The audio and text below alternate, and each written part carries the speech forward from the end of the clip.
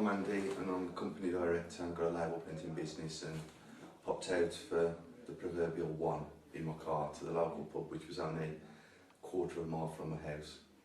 4 hours later, come out the pub, had a skinful, so to put it.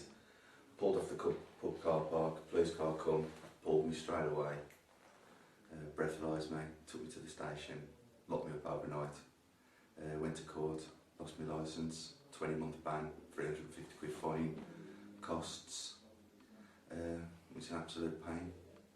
Had to give my company car back, can't pick my daughter up to take her out and stuff like that, and it's absolutely terrible, so I just wouldn't do it. And you've been on a drink drive rehabilitation course? Yeah, and it is quite good actually. I was expecting it to be a bit sanctimonious and being lectured and that, but now this guy who does it is very good. They tell you useful information, and what's amazed me is the amount of times that I would have drunk drive in the morning that I wouldn't have thought of, but now I know how many times I've done it in the morning. So what's your message now to people who might do something like you've done? Just don't do it, it's not worth it, it's too much trouble, it's an absolute pain, it's very expensive. It's probably going to cost me about 600 quid by the time I've got my licence back.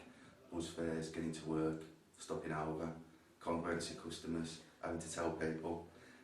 My mum wasn't impressed with me, nor my partner, so it's just not good. So my name's Martin, I'm a forklift driver from Wednesbury, and I was stopped drink driving.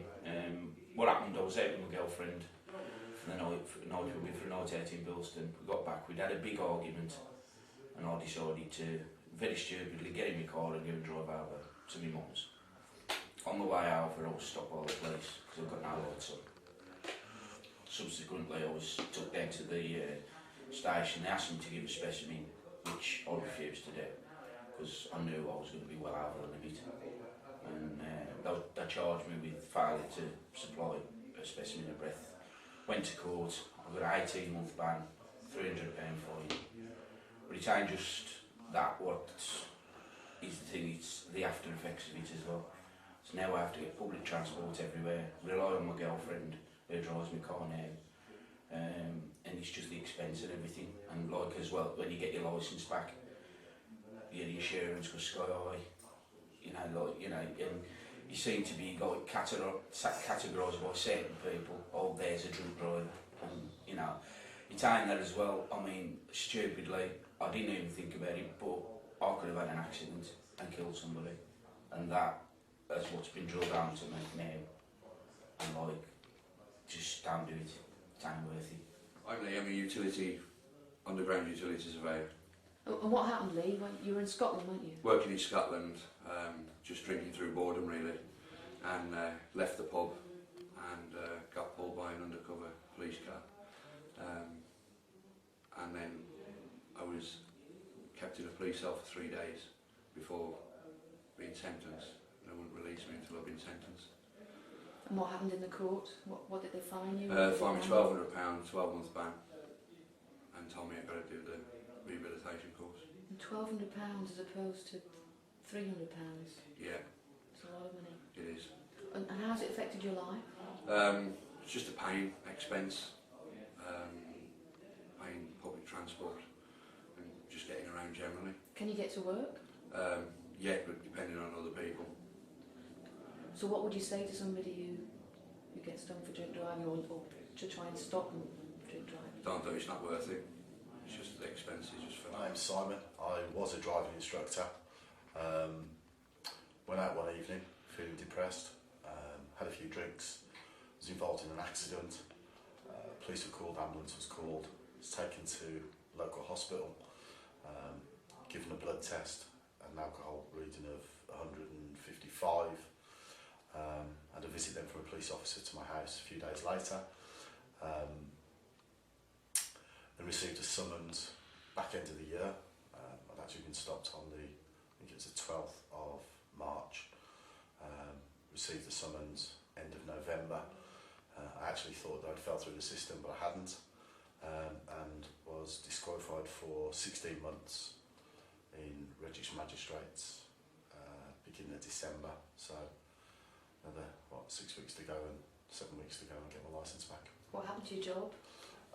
Lost it. You can't be a driving instructor unless you hold a full licence for 4.5 years or 3.5 years.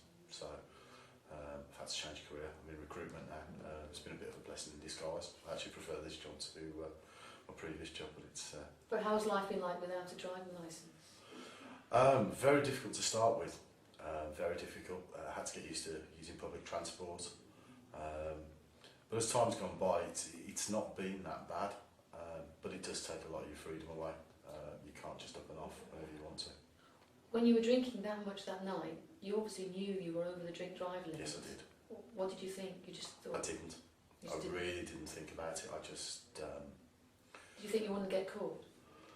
Or did you Yeah, I think I did. I think I thought that whilst I had the driving instructor's pyramid on the roof of the car, that the chances of being stopped were virtually non-existent.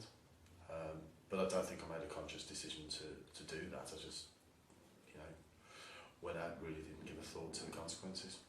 What do you think about the drink drive rehabilitation course? Has that helped? This is excellent. I actually think it shouldn't be a rehabilitation course. I think it should be an educational course that's mandatory for all drivers, especially young drivers. Having said that, most of the people on this course are not young, but I do think it's so well structured, and it opens your eyes to so many things that I thought I was quite well read, but there are things that I've picked up that I didn't have a clue about. And what's your message to anybody who might go drink driving? It really isn't worth it. You're left with a criminal record. You won't be able to take the kids to Disneyland without going through a hell of a thing with the Americans to get a visa. Can harm your job prospects. You may even lose your job. It just really isn't